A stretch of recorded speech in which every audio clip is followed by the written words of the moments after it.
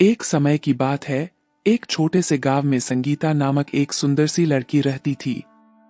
संगीता का हृदय पवित्र भावनाओं से भरा हुआ था और उसने बचपन से ही धर्म की ओर अपना कदम बढ़ाया था। उसके माता पिता ने उसे सद्गुरु की शिक्षाओं में प्रशिक्षित किया था और संगीता ने भी उन शिक्षाओं का पालन किया। भगवान बुद्ध के उपदेशों का पालन करते हुए संगीता ने ध्यान और साधना का मार्ग अपनाया। उसकी आत्मा में शांति का अद्भुत एहसास होता था और लोग उसके सानिध्य को प्राप्त करने के लिए बड़े उत्सुक रहते थे। एक दिन संगीता भगवान बुद्ध के सत्संग में गई। वहां भगवान ने अपने शिष्यों को धर्म के महत्व पर बातें करते हुए उन्हें आत्मिक शांति की प्राप्ति के लिए मार्गदर्शन किया। संगीता ने भगवान के वचनों को गहराई से सुना और उसने तत्परता से उनका अनुसरण किया। भगवान ने शिष्यों से कहा, धर्म का मार्ग चुनना सरल नहीं है, परंतु इसमें चलना हमें आत्मा की मुक्ति की ओर ले जाता है। यह एक उच्चतम आदर्श है जिसे समझना और अपनाना हमारी आत्मिक उन्नति में सहायक हो सकता है। संगीता ने इस उपदेश को अपने हृदय में समाहित किया और उसने तय किया कि वह अपना संपूर्ण जीवन धर्म के मार्ग पर समर्पित करेगी। संगीता ने गांव के लोगों को धर्म के महत्व के बारे में सिखाने का संकल्प किया।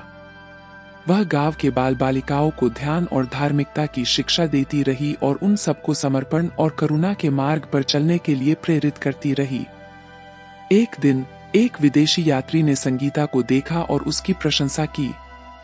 उसने संगीता से पूछा, तुम्हारे चेहरे पर एक अद्भुत प्रकाश क्यों है? तुम्हें इतनी शांति कैसे मिलती है?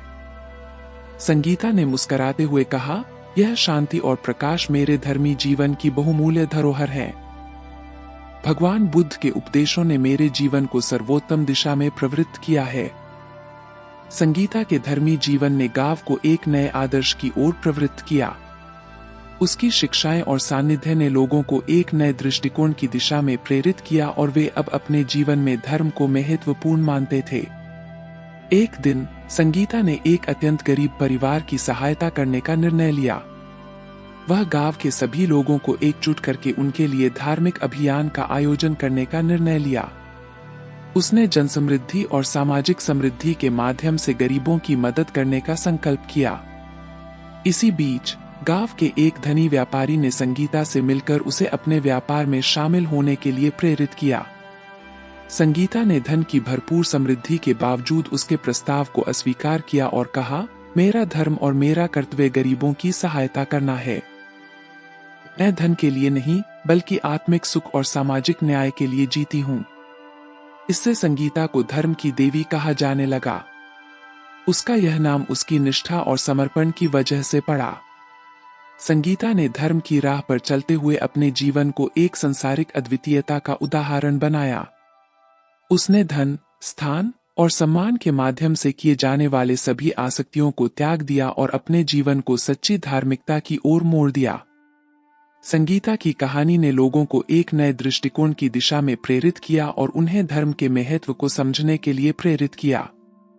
उसका जीवन एक सजीव प्रमाण पत्र बन गया जो हमें यह बताता है कि धर्म से जुड़ा हर कार्य श्रेष्ठ हो सकता है और हम सभी अपने कर्तव्यों को निभाकर समृद्धि और आत्मिक शांति की प्राप्ति कर सकते हैं। दोस्तों, उम्मीद करता हूं कि आप सभी को इस कहानी से कुछ नया सीखने को मिला होगा। दोस्तों, कमेंट में जरूर बताना और ये कहानी आपको पसंद आई हो तो चैनल को सब्सक्राइब कर लेना, जिससे कि मैं आप लोगों के लिए और भी कहानियां ला सकूं। धन्यवाद दोस्तों, अपना ख्याल रखें और हमेशा अपने लक्ष्य की ओर अग्रसर रहे। नमो बुद्धाय।